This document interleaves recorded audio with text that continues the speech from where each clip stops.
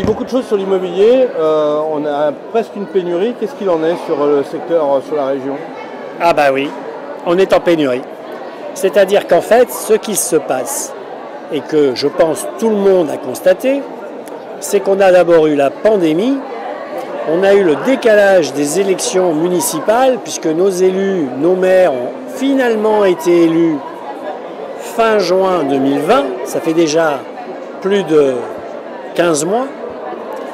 Eh oui, 15 mois déjà. Il ne s'est pas passé finalement grand-chose en 15 mois, hein, vous avouerez, parce que la pandémie a ralenti évidemment la mise en œuvre de tout un tas de projets et puis également le travail des services.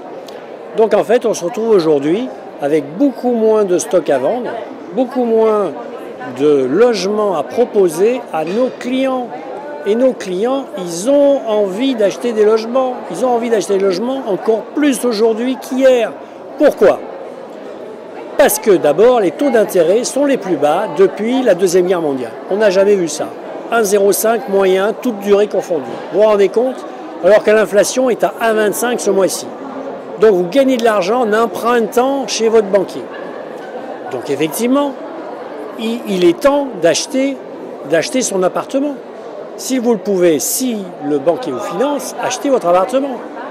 Donc nous avons beaucoup de clients, et notamment des jeunes qui sortent de leurs études et qui trouvent leur premier job, qui se disent achetons notre appartement plutôt que de le louer. Et ils ont raison, je vous encourage les jeunes à le faire. J'aurais dû moi-même le faire dès que j'ai fini mes études. Voilà. Et puis surtout, vous avez des gens qui ont souffert de la pandémie. La pandémie, c'est quoi? C'est je reste chez moi, je suis confiné, et puis quand je suis confiné, je trouve que c'est trop petit, que j'ai pas de jardin, que finalement 1 kilomètre autour de chez soi, c'est tout petit, et j'ai pas une terrasse suffisamment grande. Donc tous ces gens-là, ils ont envie d'espace. Et pour avoir de l'espace, faut acheter des logements neufs, parce que dans les logements neufs, vous avez forcément des terrasses, des jardins et des grands balcons pour profiter, respirer. On ne sait jamais, le virus, pour le moment, il est parti, mais peut-être qu'il pourrait bien revenir. Alors, autre question, c'est l'inflation au niveau du mètre carré. On dit 1 000 euros par-ci, 2 000 euros par-là, selon les communes. En un an, ça a vraiment augmenté. Oui, alors les prix ont augmenté, évidemment. Les prix ont augmenté. Vous avez bien compris que s'il y a moins d'offres et que la demande est toujours là, comme sur n'importe quel marché dans notre économie, forcément, ça pousse les prix à la hausse, bien évidemment. Donc, en fait, si vous voulez, les promoteurs se bousculent pour signer des terrains et pour obtenir des permis. Donc, les terrains se vendent de plus en plus cher et forcément, ça se répercute sur le prix de vente final des appartements. Par ailleurs, les coûts construction, je vous l'annonce, c'est une mauvaise nouvelle, ils vont être à la hausse de manière assez forte. Parce que pour construire écologique, pour construire développement durable, pour sauver notre planète, entre guillemets, sauver notre planète, et on est tous bien d'accord, il faut bien évidemment sauver la planète, il va falloir qu'on construise avec des matériaux biosourcés, avec des matériaux économiques en carbone, et tout ça, évidemment, ça coûte un peu plus cher. Le béton bas carbone coûte plus cher que du béton classique.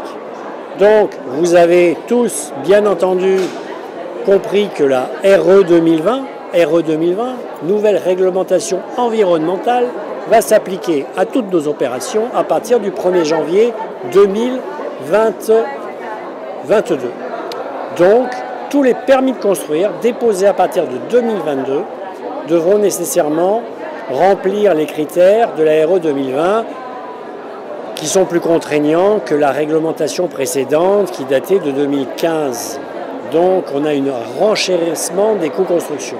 Donc, je ne vous annonce pas de bonnes nouvelles. Non seulement les prix ont augmenté sur Chambéry Métropole, Grand Chambéry, de 6% en un an, mais ils risquent bien d'augmenter encore en 2022. Alors aujourd'hui, où investir pour être sûr que son bien reste, comment dirais-je, un bon placement? Où investir? Bien évidemment sur Grand Chambéry. Moi, mon conseil, c'est d'investir d'abord lorsque vous cherchez un appartement pour le louer. C'est le sens de l'investissement. Donc, dans ces cas-là, achetez près de chez vous. N'allez pas acheter un appartement à l'autre bout de la France. Vous ne connaissez pas les pratiques, ni les personnes, ni les interlocuteurs, ni votre locataire. Achetez un appartement près de chez vous. Nous sommes en Savoie. Achetez un appartement en Savoie. L'idéal, c'est de l'acheter sur Chambéry. Encore une fois, comme je le disais tout à l'heure, Chambéry a l'avantage d'avoir des plafonds de loyer à 10,41 € en loi Pinel qui correspondent tout à fait au plafond du marché. Donc on est en adéquation parfaite, ce qui veut dire que vous ne perdez pas d'argent à louer un appartement en loi Pinel. Par ailleurs, moi je pense que Chambéry a un potentiel de plus-value à 15-20 ans important. Important grâce au Lyon-Turin. Le Lyon-Turin, c'est le projet du siècle. C'est le plus grand projet en Europe. C'est une liaison ferroviaire Kiev-Lisbonne qui met Chambéry au centre de l'Europe. Indubitablement, ça va générer des emplois, ça va faire venir des entreprises, ça va créer une dynamique économique. Et là où il y a une dynamique économique, forcément, il y a des prix d'appartements, il y a de la demande et il y a des prix d'immobilier qui augmentent.